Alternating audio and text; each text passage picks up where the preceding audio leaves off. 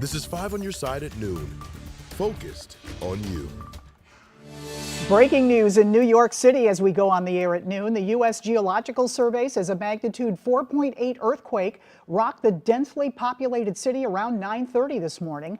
It was centered in New Jersey, right between New York and Philadelphia. There are reports that people felt rumbling all across the East Coast. We have some early video from the United Nations. You can see shaking during a speech. Ground stops have been issued at New York area airports, and New Jersey's governor has activated its Emergency Operations Center. There are no reports of any injuries. Here in St. Louis, clear and cool. Let's take a live look downtown. We're under a frost advisory for tonight, with temperatures expected to dip dangerously close to freezing. Thanks for being here. I'm Kay Quinn. You might have seen some frost in your neighborhood this morning. More of us will see it early tomorrow morning. Meteorologist Jim Castillo here with the Weather First forecast. Yeah, hi Kay, happy Friday. And yes, it is early April, so this does happen, as we know. The best time to plant again, or safest time, is after Mother's Day. But what we have is a freeze warning in effect for our Illinois counties from midnight to 8 a.m. and then a frost advisory for the Missouri counties. And so temperatures as low as 30 tonight, and I'll have much more on that coming up in just a few minutes. So cover up everything with even a sheet if you can't take it inside and keep it safe and warm.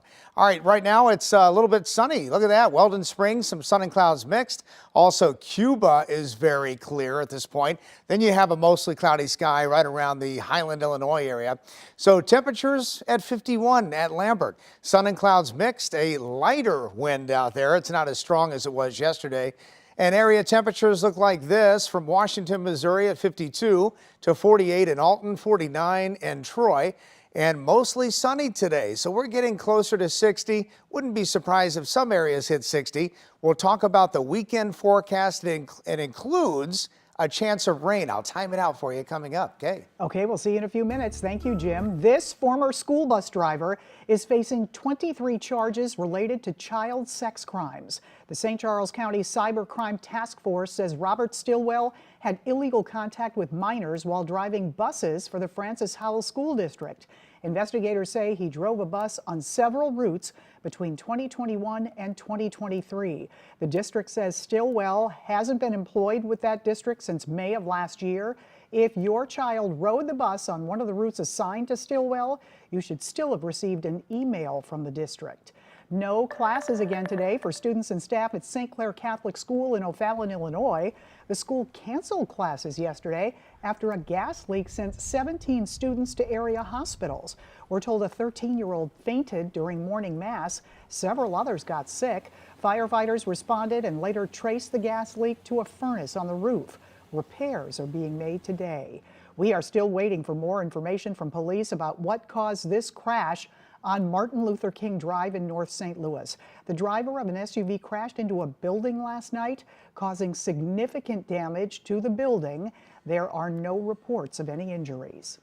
Claims of racism on the campus of Washington University. The incident led to the suspension of a fraternity and a sorority. Black students at the school are now calling for the university to take more action. 5 on your side's Brent Solomon has more on the disturbance in a dining hall.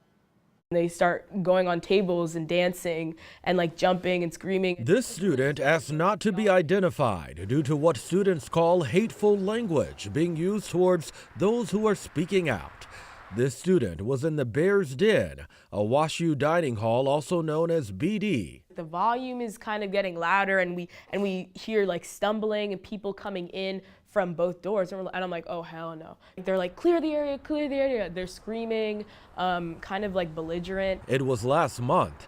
The student walked out only to return to see things had escalated. Eggs splattered all over the floor.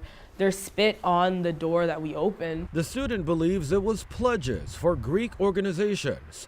The student tells me one of the workers indicated a pledgee made a racial slur. We're talking black workers. Yes, black workers, like black workers. There's a level of hesitancy to speak about it because they're in a vulnerable state of they have jobs to maintain. In a statement, WashU said we would take any allegations of disruptive or harassing behavior very seriously.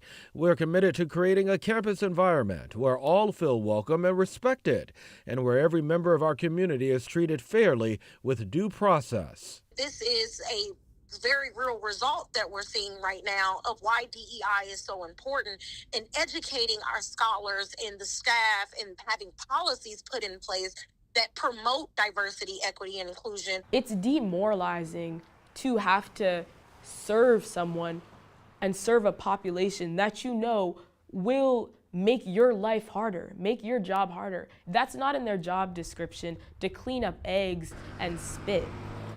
That was Brent Solomon reporting. The Association of Black Students at WashU says there have been repeated incidents of anti-Black racial violence that have, quote, gone largely unaddressed on campus.